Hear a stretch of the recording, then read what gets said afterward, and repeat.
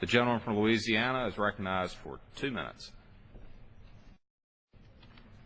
Thank you, Mr. Speaker. Thank you, Ranking Member Waters, and thank you to the Republican leadership who brought this up.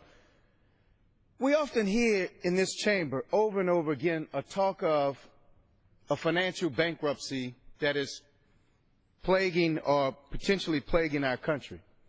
And we say it so much so that we start to believe it, and we miss one thing, that we're on the verge of a moral bankruptcy in this country.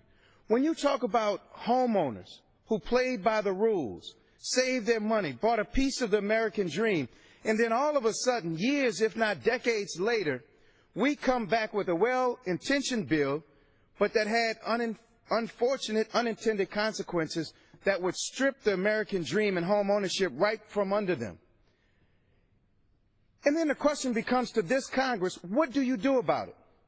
And I said this before and I'll say it again, what real leadership does when they do something and they realize it had unintended consequences, they fix it.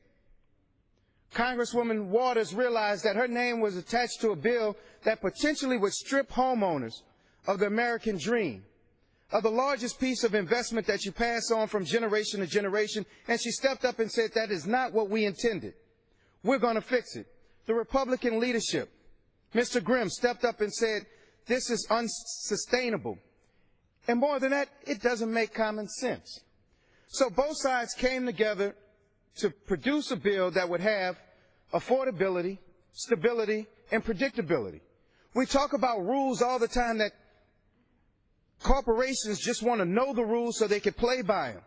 Well, homeowners want to know that too. And homeowners who built to the building codes and the elevations that they were required to do at the time should not come back and be penalized later.